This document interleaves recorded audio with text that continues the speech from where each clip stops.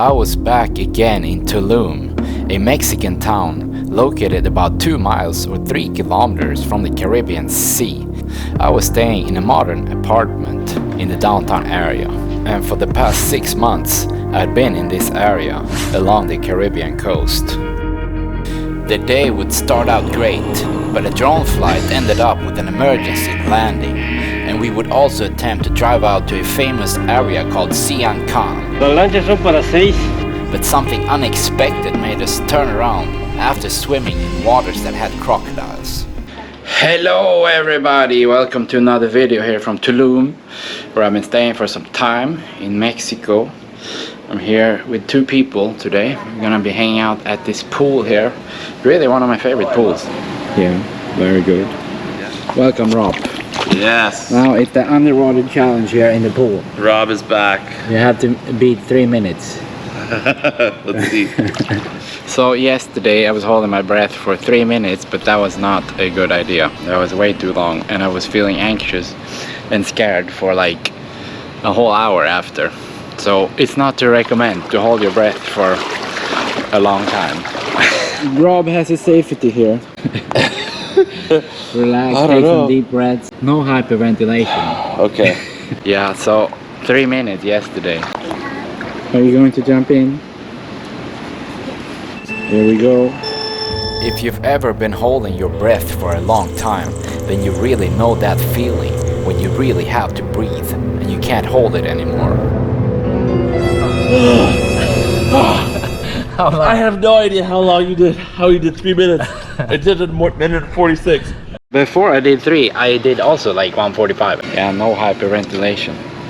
It's still pretty good though. I mean, Mate, mate, mate. This is the Argentinian drink here again, mate. Would you like some mate? Sí, por favor. We have the next record also, which is to swim underwater here. But I have retired. I did 4 underwater and 5 on the surface. I think Rob also did 4. I think it was 4. Yeah, 4. 4.5. I have to retire from my incident yesterday. Not to recommend to hold your breath for a long time. And before you do it, to take deep breath for like a minute is not to recommend. You can get oxygen hypoxia or something. It's not good. Then it's like your body doesn't realize that it needs oxygen if you do hyperventilation before you hold your breath. So that's very dangerous. Nobody should do that. Now we're gonna see. He used to do triathlons, Rob here from Canada, that you saw in the video when we went to the Cenote. Really good swimmer. So now what he's doing is going on the surface here without breathing. But I really don't want to go again because yeah, I got scared after what happened. 1, 2, 3, 4. He's on to 4 now. Wow, good job. Good job. Maybe he will do 5. 5. Maybe even 6. Oh, 5. And now. Good job. And you were holding your breath before this. That's good. Very good job. Oh man. 5.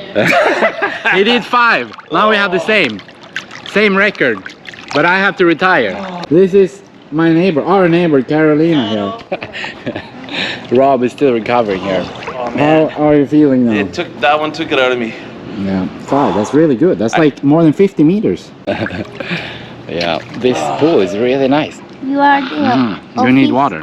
Bring the water. Ese mate está muy malo ya. Muy mal.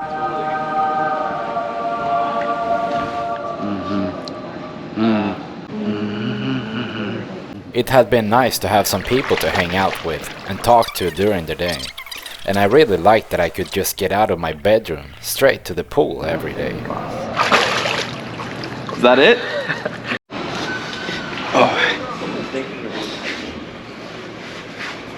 We're gonna get some chips now.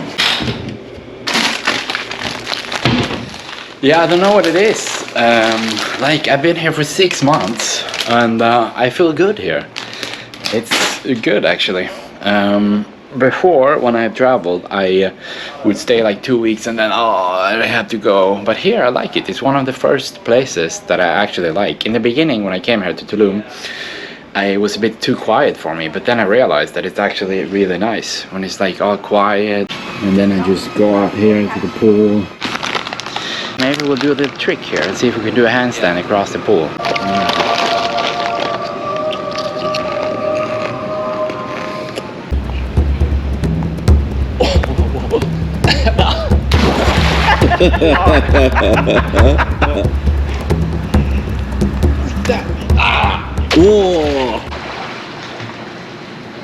So, heading to Chedraui now. Rob has told me that there's a special kind of Coke there, and I did try it last time I was here. Some kind of cherry Coke with no sugar, but it tastes like real Coca-Cola. Okay, also, it's so modern here in Tulum. Corn, mayonnaise, butter. Over there is the gym that I go to. Here is the grocery store. And then here it is. So they're all here, but they're 30 for one. It's kind of expensive, no? They are usually 15. I came all the way to Mexico. This one, no? 7-up. Cherry. This is Chedraui here in Mexico. You can even buy clothes here. It's like Walmart, kind of. Some really cheap clothes here. Like socks for a couple $. Yeah, everything here. Also TVs, games. 20 minutes later. Here there's another pool on top of the building. So you can have sunshine all day and hang out by the pool when there's no more sun down there. So I have to redeem myself here from the failed handstand earlier.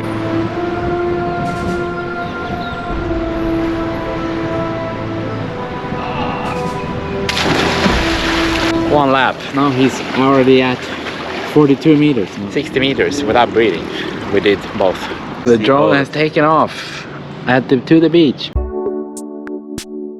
We were flying the drone all the way to the beach, and as you can see here, there's a lot of green areas from the town area and all the way to the beach area. The drone here is flying backwards, and you can see the town by the sunset.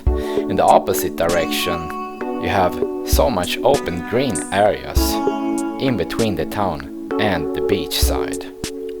I like this about Tulum, that there's a lot of restrictions on what and where they can build apartments. And along the beach side, there are not many tall buildings at all.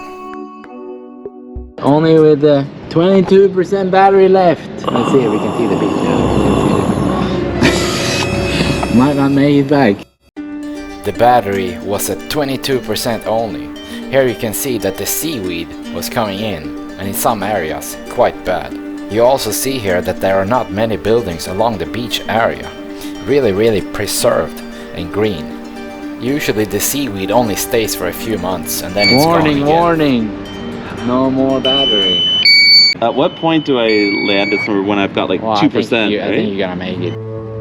The battery was almost empty, and we would have to do an emergency landing on one of the buildings. Oh man, I don't know. 4% left when we don't see the drone. It's coming, it should come here somewhere. I gotta land it in the parking lot at Chedraui on the roof. On one of these buildings. It's right 2%. there. Yeah, right there. Do that one. Or that one. Yes. That one is perfect, because then we can get it. Oh my gosh. That one. Okay, I'm gonna go right here. On the floor, otherwise not, somebody's gonna take it. You think so? Yeah. Can we get up on it? I climb up. I'll climb up. Yeah, wait, more, four. Okay, relax, yeah. Okay, there you go. I know which roof it is. It's so funny. Oh, but you're saying nobody's gonna find it. It's all good. The roof is at Chedraui, we gotta go. Or the drone is at Chedraui. That cover is like pretty high though. Yeah, I know exactly where it is. When the drone runs out of battery, the screen goes black and the propellers stop and it goes to the ground. Emergency landing. I could see when we were watching this screen that this was the roof we had landed it on, and I knew it would be there, so I just climbed up and grabbed it. Yeah! Do you want me to move that cart or? I went back into my apartment, but before I knew it, Rob was at it again with the drone, and with some more trouble. There was another takeoff from the roof, and 3 birds came and attacked his drone, and it fell all the way from up there to the street. Destroyed. Somewhere here, yeah, right there. It's still on, blinking. And what a day for his drone. That's where we were starting it and going from, and now I didn't see it. I wasn't there. I was on my way up. It's working, you know? Pretty... It might work. That's crazy how this folded up like that. It fell from all the way up there. Yeah, wow. Oh, it fell from very high. They attacked it. Fall from like 4 stories. He survived again. two disasters. Near death. And he's alive. Oh no, there he is! Whoa, there comes the bird again. There he is. Landed. Oh! The crazy bird. It's all these 3 birds. Oh! Oh, they come again. They're crazy. Why? He's so small. Whoa! I can't believe this thing still works. Bird is crazy. I've never seen such an aggressive bird in my life. And I've been flying my drone probably 500 times. Never seen this. Tulum really only has one main street and not very tall buildings at all.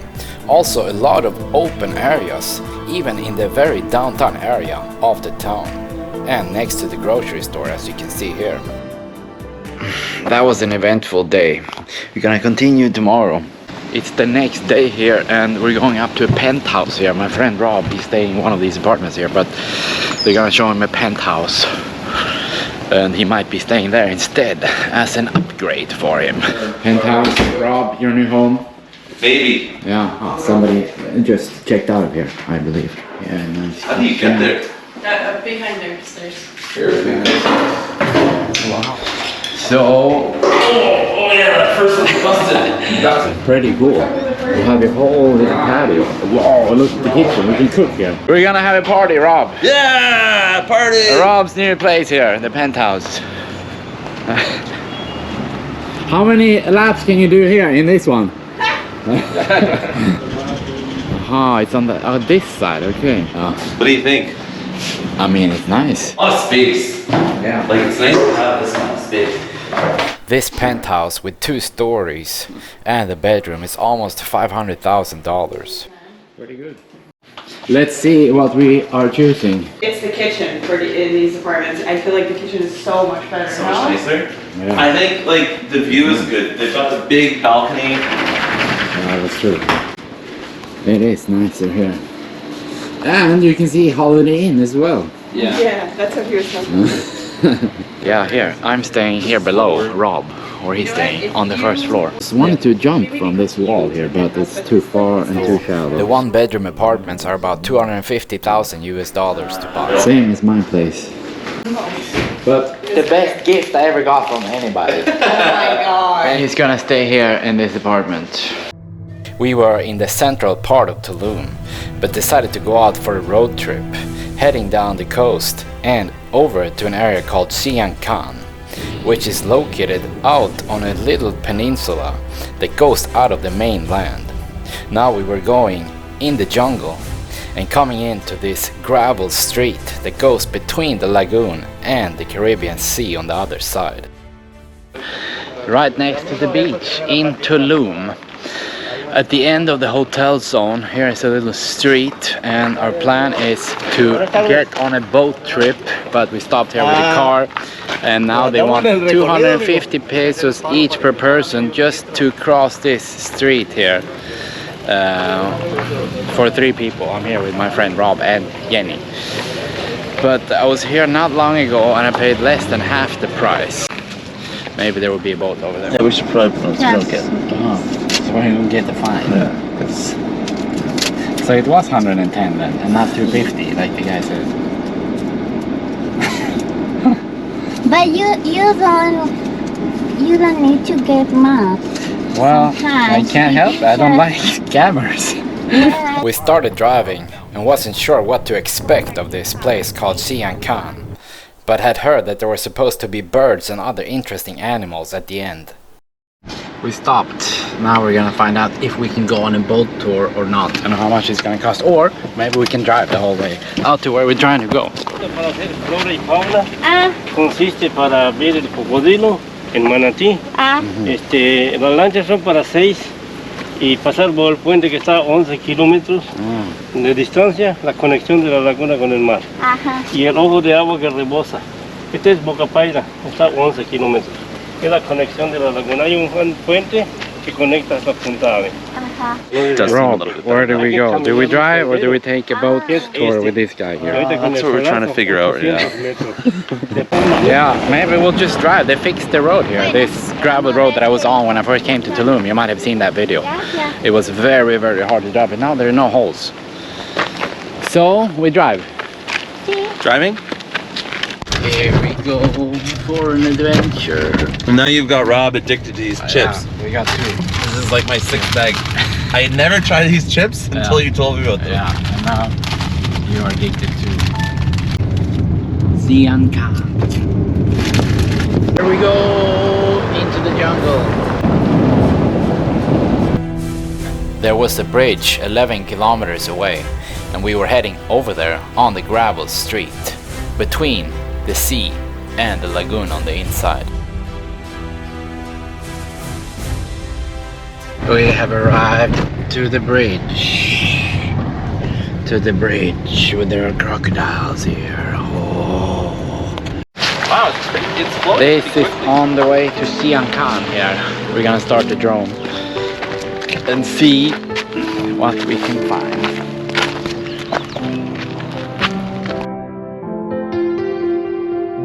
We had parked on the bridge and could see from above that it looked like there were different openings, and also the entrance from the sea and into the lagoon that the man earlier had told us about. Usually the water is much more blue, but at this time of the year the seaweed makes the water a bit more murky.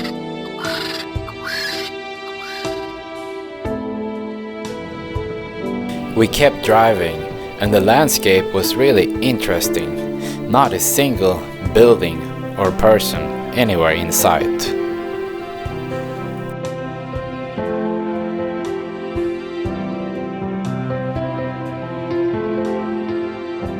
We stopped again here, but the thing is, to get this nice blue water you have to go between like September and February.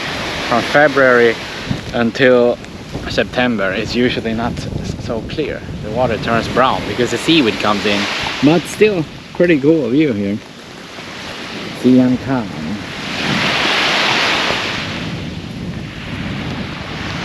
We kept driving and had come quite a long way out of town, and as you can see, the landscape was still really untouched and not a single building anywhere. Our destination was a secluded town at the end called Punta Allen, but this time we wouldn't make it there because the streets were getting so bad. So the road started getting really bad here, so we stopped at a little side street leading into a house where there's a guy that has a little retreat, and he invited us in, so we might just be turning around because we only made it halfway. The street was good, like halfway there, but now it's like really bad. The car gets scratched on these bumps, so it's not worth it. We're gonna have to turn around, but we're gonna go inside here and hang out with this guy for a bit. He has some kind of little house here. The guys at the beginning where we paid, they said the street was good pretty much the whole way, but that was a lie.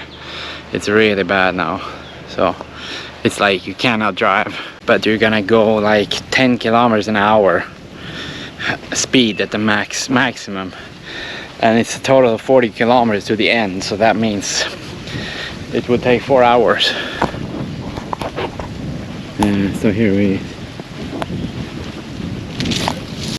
met this guy here. He owns his property, and he said that the cruise ships that go by here, they are the ones that dump all the trash, not the actual people on the cruise ship, but the cruise ships themselves. Bunch of chlorine bottles and stuff. The seaweed had really taken over the beaches, but it's not always like this. Just a couple of weeks earlier, the water was really nice and blue. And at the end of the year, it goes back to the nice blue color again. So it's the next day and we decided to go to Cenote instead. This is Cenote car wash. 400 peso entrance for people that are not from Mexico, 200 for people from Mexico, 100 for people that live in this state.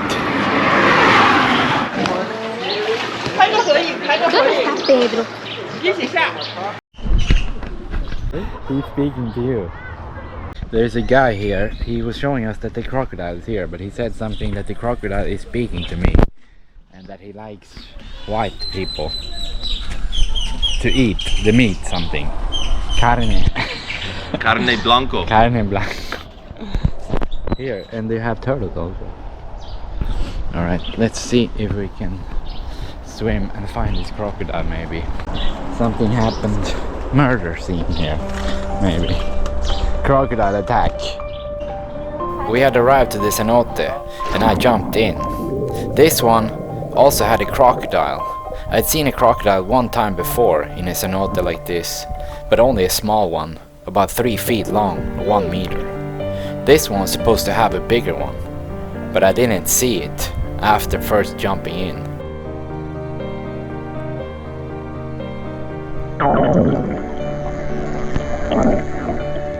Apparently the crocodiles in these cenotes are used to people, so they don't really attack.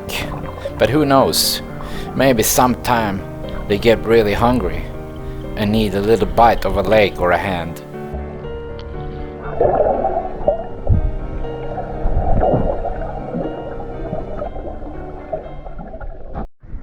Well, we have not found the crocodile. It's a bit murky here, the water, so it's a bit scary when you're swimming. You don't know where he is.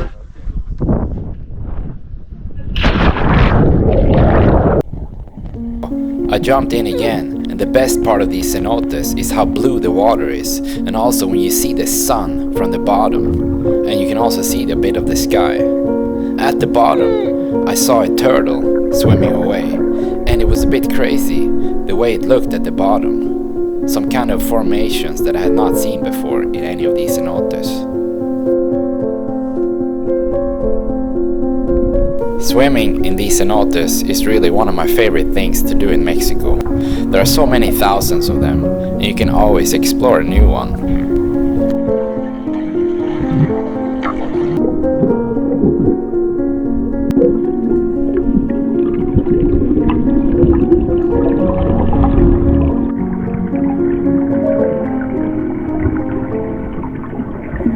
Ooh, this cenote is really cool actually. Ooh, really nice and green here. Also a bunch of birds and the crocodile over there. Ooh. You see the birds here in the trees. Really cool. Kind of cold. It's more cold this one than all the other ones. Ooh, the birds are really cool too. I went under the surface one last time and could see hundreds of small fish, and also thought maybe the crocodile was hiding under all these plants and branches somewhere, but ended up not seeing him.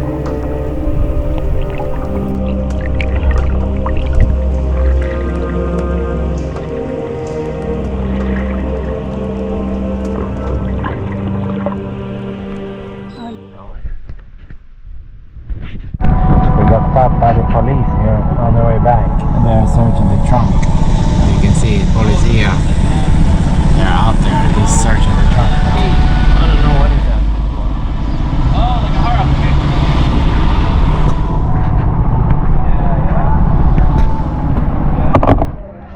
application. We finished the day by eating my favorite meal, chicken and beef fajita. Thanks for watching this video. In the next one, we'll be going to the city of Mérida, a bit further up north in this area of Mexico. So don't forget to subscribe to the channel so you don't miss the video. And also please leave the video a thumbs up, and you can also post a comment.